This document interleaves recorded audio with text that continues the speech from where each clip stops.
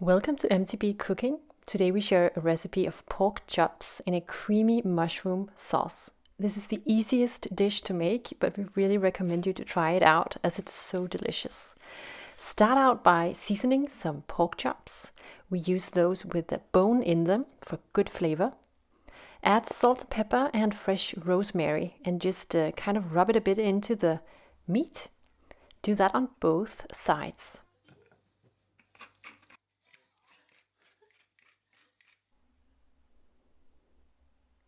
Voila! In a pan, in plenty of neutral tasting oil, we use a canola oil. You are going to want to brown off the chops. Start out with the fat side downward so that it can melt a bit and get browned. And then they just need 3 to 4 minutes per side, these pork chops. So of course, depending on the size of them. On the side, we're boiling some potatoes. And the idea here is to get a really beautiful golden surface on each of these pork chops. So that's what we're getting here, as you can see.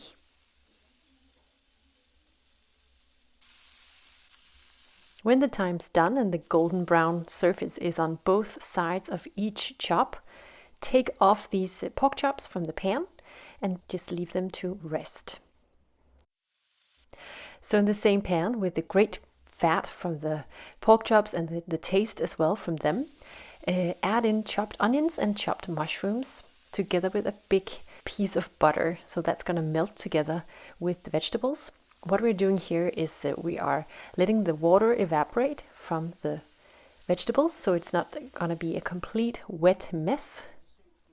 We're browning off these vegetables and that will give them a lot of good taste. So that's very important. So add in a tablespoon of flour. You're gonna wanna make a sauce in the pan together with these vegetables. We do recommend to add the garlic just before the flour and the milk. We forgot to do it in that order, but it's the best to actually brown off the garlic on the dry pan. So the milk here will mix with the flour and make a really nice sauce that's gonna thicken as it cooks on the pan. And we're going to add milk in a little bit at a time here. So this is becoming a sauce. We're also gonna add full fat cream in a little bit, so it's gonna be even creamier than it is now. But at this stage, we wanted to add in a cube of bouillon or stock, actually half a cube. And we add in a splash of soy sauce as well. It's gonna salt, but in a really deep way. So of course there is already salt in the cube, but also we add the soy sauce. We added a splash of lime juice and then came in the grated garlic. So this is getting really tasty, as you can probably imagine. And now we add in the cream. So that is to make the sauce even creamier and also to add a bit more sauce to the pan. And at this point, it's of course a little bit up to you how liquidy you want your sauce.